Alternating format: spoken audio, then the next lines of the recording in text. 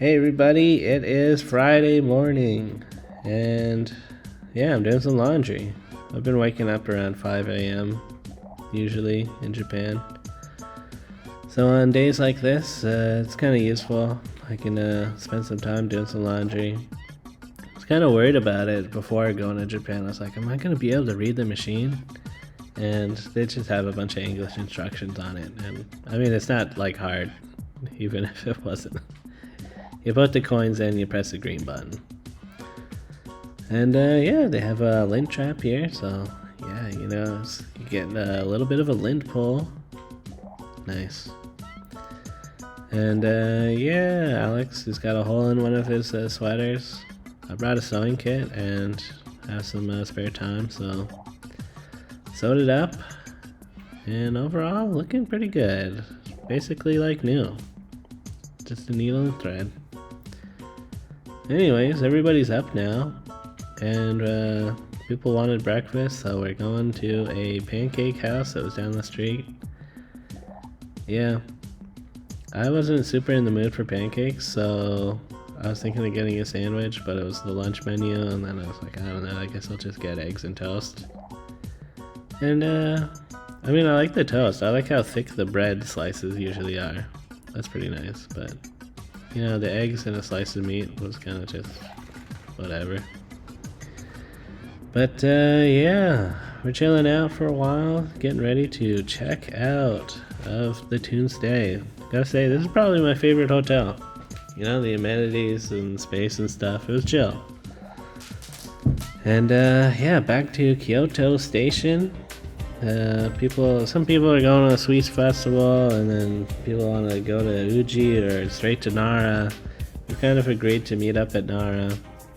I wanted to check out a hard off, so I'm on my own now. I'm taking a separate train from everybody, and it was a limited express train, so didn't really make many stops, and just a nice half an hour ride south. Yeah. It kind of put me to sleep a little bit. I'm like, yeah, just riding a train is very comfy for me. But anyways, kind of in the middle of nowhere vibes. I think there might have been a bus that would have taken me to the hard off, but at this point I had buses turned off on my Google Maps navigation. But I don't know. It was a 20-minute walk, which in hindsight did some damage to my body, all of this walking.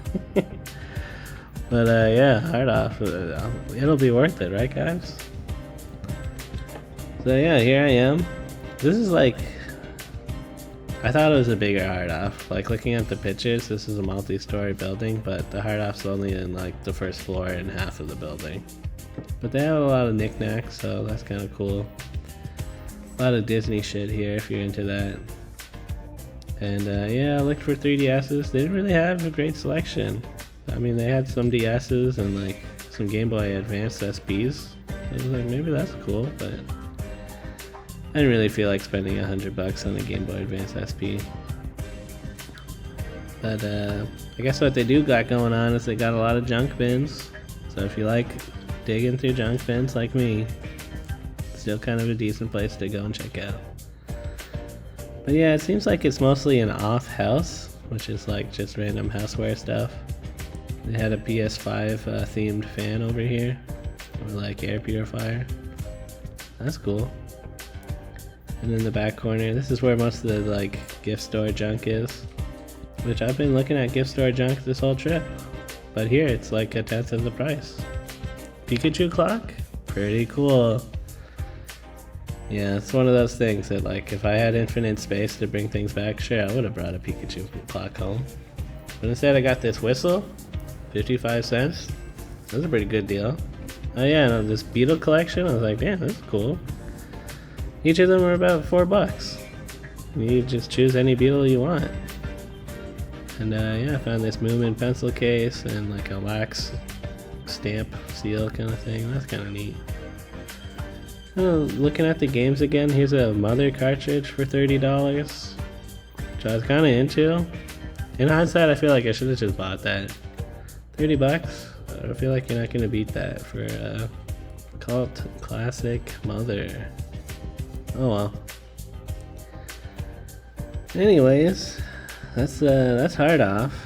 Google Maps is saying that this is a bus stop, so I'm standing here. The next bus is coming in 20 minutes, so I really didn't want to miss it. I did go to like the Don Quixote and get a drink, but the bus came and that was not the bus stop, and I was like, oh shit, fuck, and I like trying to wave at the bus man, and luckily he stopped and waited, maybe for me, but also like someone else, and I got on the bus. I don't know how frequent that bus service comes, but that would have super sucked if I had missed that bus. Anyways, I took the bus over to Nara Park. This is what Adam wanted to do. He wanted to go to Nara Park.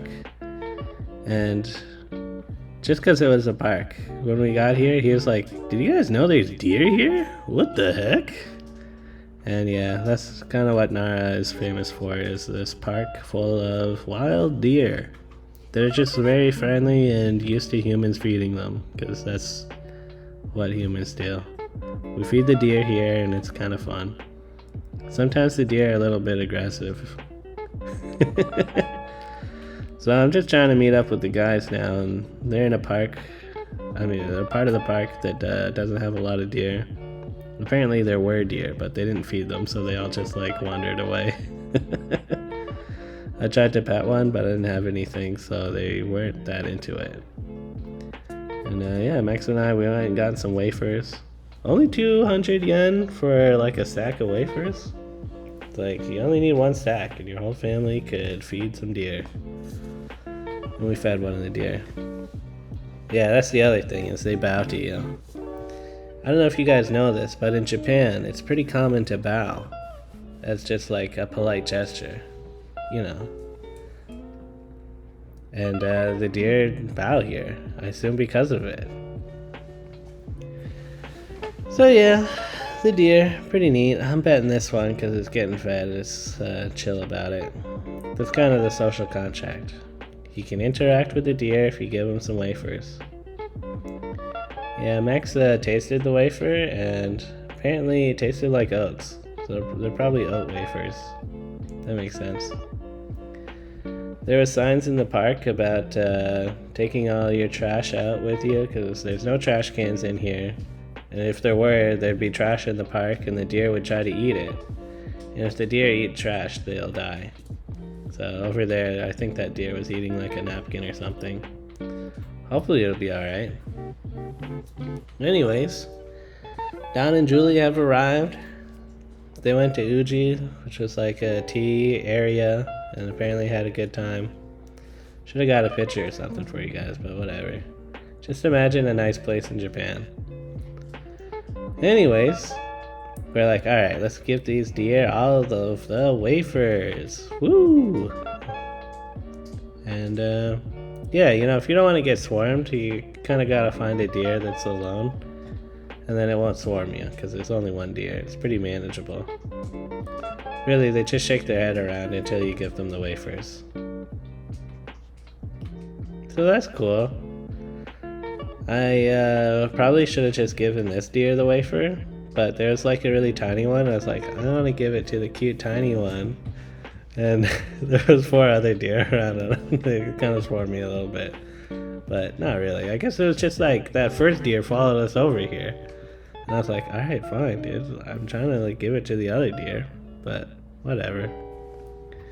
It wasn't super into having its head petted. Yeah, over in the distance there was a guy getting swarmed. But yeah, that's giving deer some wafers. I think Adam was pretty into it, you know, he was surprised, but happy. It was a happy surprise. Deer in a park? The heck? Anyways, yeah, we're kind of hungry now, so we're leaving the park.